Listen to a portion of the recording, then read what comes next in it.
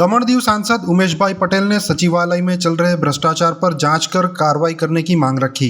इस मामले में सांसद उमेश भाई पटेल ने प्रशासक के सलाहकार अमित सिंगला को एक पत्र लिखकर अवगत करवाते हुए बताया कि लोगों की जमीन, एनए, सेल परमिशन सहित के कार्यों के लिए पैसे फेंको तमाशा देखो की नीति से कार्य होने की शिकायत हमें व्यापक प्रमाण में मिल रही है।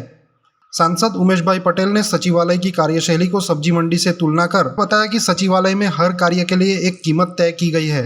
जो कीमत चुकाएगा उसका काम होगा, वरना वह काम रुकवा दिया जाएगा। सांसद ने सलाहकार से अनुरोध करते हुए कहा कि इस विषय को तुरंत संज्ञान में लेकर इस शिकायत की तुरंत प्रभाव से जांच की जाए और भ्रष्टाचार को तुरंत रोका जाए और भ्रष्टाचार करने वाले दोषी अधिकारियों एवं कर्मचारियों पर सख्त से सख्त कार्रवाई की जाए।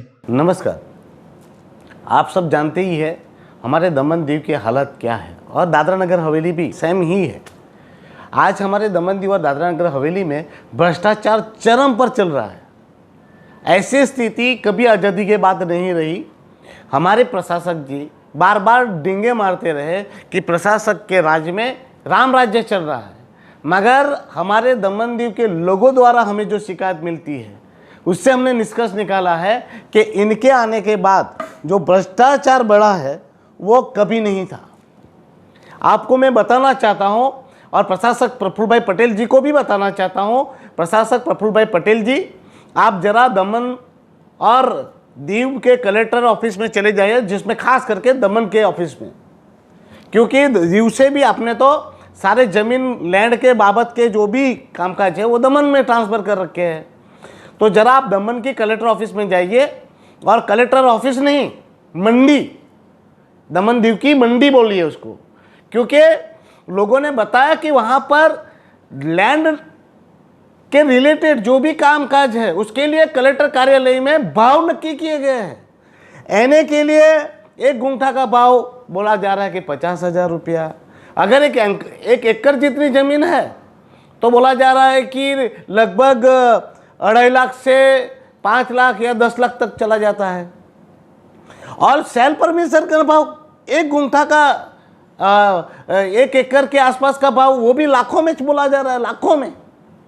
सेल परमिशन के लिए भी लाखों के रुपये चुकाने पड़ रहे हैं, ऐसे वो भाव तय किए गए हैं। अरे म्यूटेशन के लिए इंडस्ट्रीज वालों के पास 5 लाख से लेकर 10-10 लाख रुपए की मांग हो रही है। एक एकड़ के लिए ऐसी बातें शिकायत मिलती है। वहां पर रजिस्ट्रार ऑफिस में रजिस्ट्रार के लिए भी पैसे देने पड़ रहे हैं, बोले 2 से 5 हज़ार का भाव चल रहा है। एक दिन में जो रजिस्ट्री होती थी सेल की, उसके लिए आज हमें 10-10, 15-15 दिन तक दौड़ाया जा रहा है लोगों को। और सेल डीड का भी भाव तय कर दिया गया है, वो भी 10 से 15 लाख रुपये एकड़ का ऐसा भाव बोला जा रहा है। मतलब हर चीज़ के लिए इन लोगों ने भाव तय कर दिए हैं। ये मंडी नहीं है तो क्या है? सामान्य जनता बता रही है कि कलेक्टर ऑफिस में 3-3, 4-4 साल से जमीन की आने की फाइलें दूर खा रही है। और सरप्राइज की बात है, और जो मावा मिठाई लेके आते हैं और ये मंडी के भाव को जो नाप तोल के हिसाब से, मांग के हिसाब से दे देता है, उसको 1 सप्ताह के अंदर सेल डीड से लेकर रजिस्ट्री से लेकर म्यूटेशन तक 1 सप्ताह में हो जाता है। मैं 5 से 7 नाम देना चाहता हूं, मेरे पास पड़े हुए हैं नाम। कुछ तो पूना के हैं, उन्होंने यहां प्रॉपर्टी खरीदी है। कहा जा रहा है कि कलेक्टर ऑफिस के अधिकारी खुद लाइसेंसिंग कर रहे हैं, खुद लैंड ले रहे हैं। अरे दुख की बात तो यह है कि काफी लोगों की जमीनें, एकड़ जमीन उन्होंने अपने रिलेटिव के नाम पर, अपने लोगों को नाम पर करवा के दे दी। ये क्या चल रहा है? प्रशासक प्रफुल्ल पटेल जी, आप अपने गिरिबान में जाकिए और इन विभाग का आप इंक्वायरी कराइए। आप तो महात्मा बन के घूम रहे हैं, मगर आपके अधिकारी आपके नाक के नीचे क्या कर रहे हैं वो आप जानते हैं क्या? अगर जान रहे हैं तो फिर इसमें आपकी क्या हिस्सेदारी है? आप राजा राम और राजा हरिश्चंद्र की बातें कर रहे हैं, और हमारे दमन दीव की हालत क्या है आप जानते हैं? गरीब लोगों के 4-4 साल से फाइल है, एनए नहीं हो रही है, सेल परमिशन नहीं मिल रही है, सेल डीड नहीं हो रही है, रजिस्ट्री के लिए पैसे देने पड़ रहे हैं, म्यूटेशन के लिए अलग पैसे देने पड़ रहे हैं। लोगों के घर, मकान, दुकान, ढाबा, बार, रेस्टोरेंट, छोटे तरकारी वाले, मछुआरे, उनको परेशान करना छोड़े और इस पे ध्यान दे। आपके अधिकारी क्या कर रहे हैं उस पे ध्यान दीजिए और गरीबों के काम कीजिए। उसके लिए मैंने पत्र लिखा है एडवाइज़र को और मांग की है कि हमारे कलेक्टर कार्यालय की जांच की जाए और मंडी बाजार का जो भाव लगाया गया है, किसने लगाया है, कौन वसूली कर रहा है, उसकी भी जांच की जाए। मैं इसकी इंक्वायरी ऊपर तक करवाने वाला हूं और खास करके एक बात कहना चाहता हूं। मैंने सोचा था इन अधिकारियों के साथ प्यार से काम किया जाएगा, उनको भी साथ में रखकर ये सारी समस्याओं को सुलझाकर उनके साथ कदम से कदम मिलाकर प्रदेश के विकास के काम करेंगे। मगर अधिकारी चाहते ही नहीं है कि प्रदेश में विकास का काम हो। उनको सिर्फ हफ्ताखोरी लेनी है, उनको अपना तिजोरियाँ भरनी है और बात हरिश्चंद्र जी की करनी है। तो इनका औकात दिखाने के लिए मैंने आज से शुरू की है ये जंग। और कितने अधिकारियों की नौकरी खा जाऊंगा आप 45 दिन के अंदर देखिए, और रिजल्ट तो 15 दिन में दिखाता हूं। ये IAS IPS और दानिश की नौकरियां किस तरह से धड़ाधड़ जाती है वो दमन दीव का इतिहास देखेगा और लिखा जाएगा ये सुनहरे अक्षरों में कि सांसद जो चाहे तो क्या कर सकता है। और एक आपको एक अलग बात करना चाहता हूँ। एक IPS आया है, ये मैं सांसद के रूप में ये लैंग्वेज नहीं यूज़ करना चाहता था, पर ये लैंग्वेज आज के लिए यूज़ कर लेता हूँ।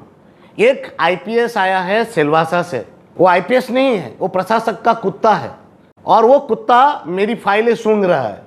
पर उस कुत्ते को मैं कहना चाहता हूँ कि आपने आपकी बीवी के नाम से, अपने माँ के नाम से और आपके परिवारजनों के पास से नाम से कितनी प्रॉपर्टी ली है और आपने कहाँ कहाँ भ्रष्टाचार का अड्डा खोला है, वो सब फाइलें मेरे पास आ चुकी है। तो आपकी भी वर्दी कैसे मैं उतारता हूँ और कैसे आपका भी फाइलें घुमाता हूँ वो आप भी देख लीजिएगा। और केस से उमेश पटेल नहीं डरता, जेल से उमेश पटेल नहीं डरता, इतना याद रखे। और इस कुत्ते को और भी कहना चाहता हूँ कि आप जिस मकसद से आए हैं वो मकसद मेरा परमात्मा परमेश्वर बैठा हुआ है, समझे। ये उमेश पटेल को डराने की कोशिश मत कीजिएगा और आप पे तो मेरी नज़र है, ये इतना याद रखना, 24 घंटे नज़र है। और आप पर तो मैं ऐसे फाइल केस करूँगा कि जिंदगी भर IPS होने का आपको दुख रहेगा, इतना याद रखना।